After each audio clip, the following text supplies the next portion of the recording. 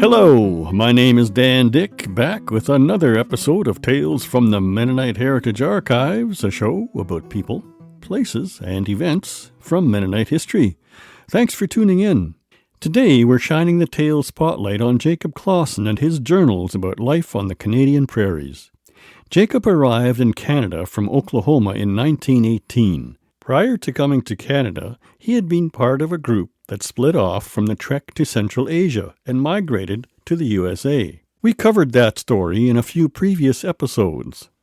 To help me unwrap Jacob Klaassen's Canadian experience and to learn more about the effort behind the project of preserving Jacob's diaries, I invited two of his great-granddaughters to join me. Sisters Carole and Marjorie Jantzen have been key to publishing the diaries. I spoke with them online. Carole explained the long tradition of record-keeping and diary writing in the Klassen clan. They can trace family documents back over 400 years.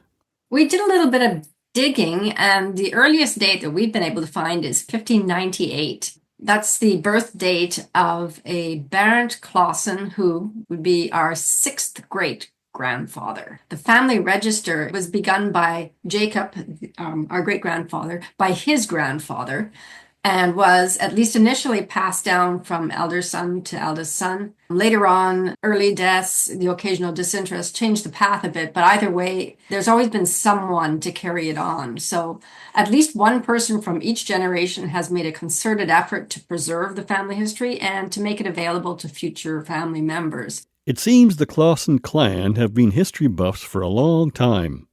Jacob's father, Martin, wrote a book about Anabaptist history going back to the time of the Apostles. I wondered if this meant the Klassen ancestors had a certain level of education and privilege. And by the way, Carole mentions the name of the book in her response at the end of this clip. I suppose it might. I hadn't thought of it that way, but I know like Jacob's father was a teacher, and so that was a normal part of his life. So he was also an author and wrote a book and published, so he was an academic. So history of the defenseless Anabaptist churches from the times of the apostles to the present. Historically, Mennonites were not as separate or as isolated from others as the stereotypes often suggest. Marjorie revealed what the Klassen records show about Mennonite interaction and relationships across different communities. They also weren't just closed off the number of people that they had, coming from Germany, from the Netherlands. Like there was always constant movement of people back and forth and people going to universities or going to schools. They weren't just living in an isolated community as we sometimes think they were. Jacob's diaries fit into a slightly oversized shoebox. I wanted to know how they got almost 2,000 letter-sized pages of material from a few small diaries. Marjorie explains. Well, he was very economical in his writing. He wrote extremely small. He wrote edge to edge of the page, no margins. Often he was writing 2 lines in every line space on the page. So he really made the best use of the space that he had, whereas we used 10-point font and we have 1-inch margins and photos and some maps and a simple family tree and some drawings.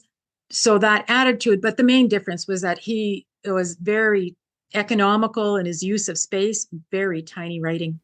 The original Jacob Klaassen diaries, as well as a new 3rd edition, are held at the MHA. Carole explained why they wanted to publish a new edition and what makes it different from the previous ones. The 3rd edition is basically the same diary, but plus. So our goal was to make the diary easier to read and also more accessible, especially for future generations. I think a big difference between the 1st and 2nd edition and the 3rd edition is the type of digital edition that we created. So we used Kindle format, and that gave us a lot of added benefits. Now, we grew up in the area, that same, like just down the road, basically, from the farm where Jacob settled in Saskatchewan. But anyone who's not from there, they're not going to recognize a lot of the things that he talks about. So we added a lot of notes to give context and clarify what things are. We added references for further research. So, for example, there are some places where you'll find a note about a newspaper article that discusses what Jacob is actually talking about, or references RCMP archives and tells you exactly, which document to look for, what page. We also added quite a few cross references. So to make storylines easier to follow within the diary. I mean, Jacob was writing the diary for himself, so he knew what he was talking about. But if we're reading it, we don't know all the history.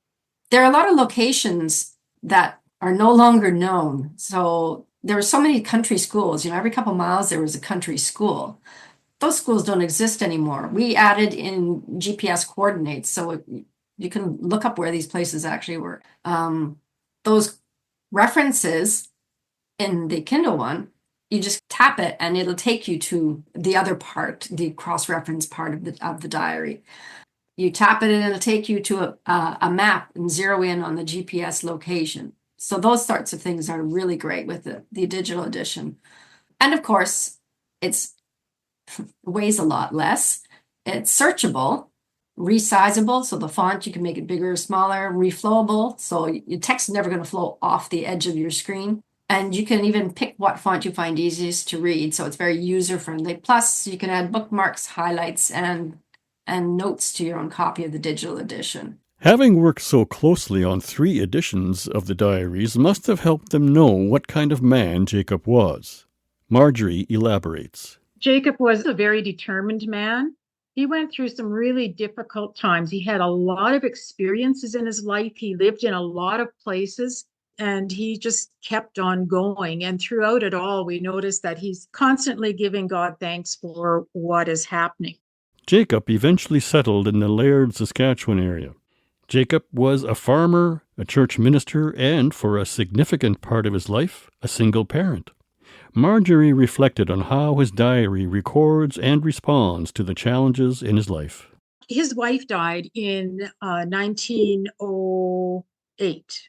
So he then raised his children on his own. We know that he did not shy away from working in the kitchen and helping with the laundry. He lived through the draft. He lived through drought.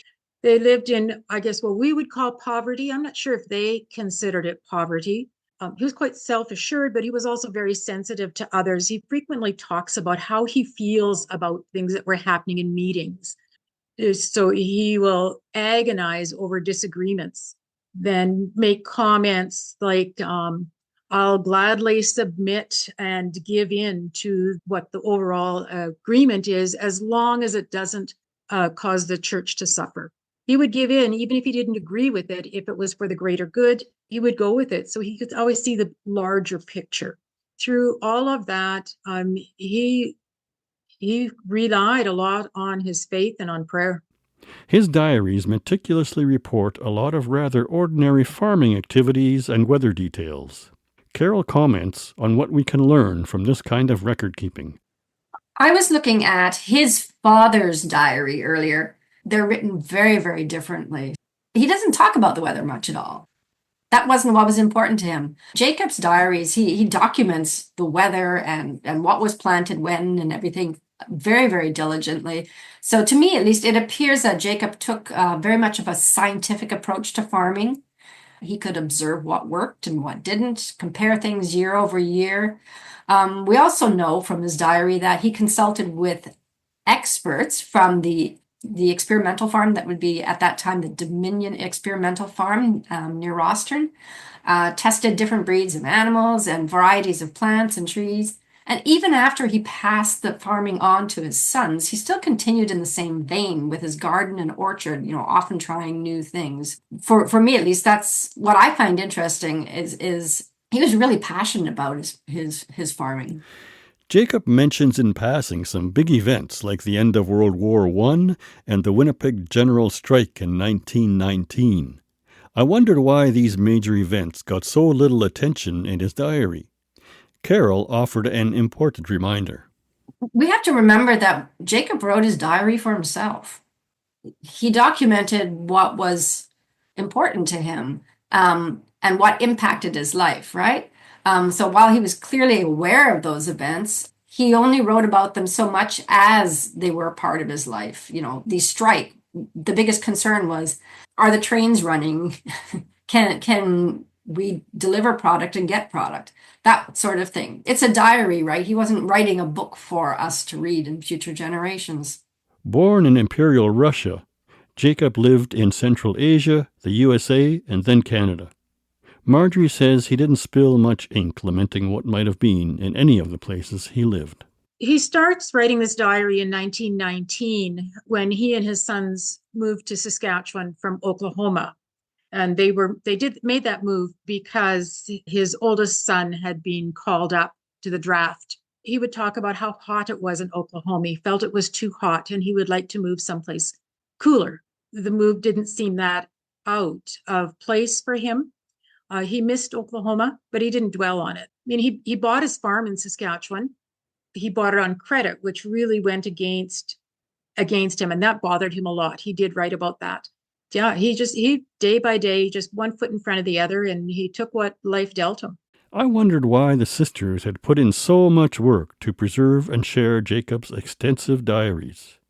Marjorie responded, I think we value the historical significance of what he wrote. We're catching a glimpse into the lives of our ancestors, what made them tick, how they lived, what was important to them, what their perspective on life was. But also it's for the future generations. I want my grandchildren to know where they came from, how our ancestors lived, what was important to them, because that's what gives us our grounding, knowing where we came from, and gives us a history. And I want that to be there for my grandchildren and their children. Neither Carole nor Marjorie know if anyone in their living family is as dedicated to journaling as Jacob was. Carole and Marjorie shared their thoughts on what the absence of diaries in the family might mean in 100 or 200 years. I think it's easy to forget that the present day is the history of the future. That future generations might actually be curious about what we may consider to be mundane aspects of our lives. So without record keeping, future generations won't have insight into the way we live today, which is significantly different from even just 10 years ago.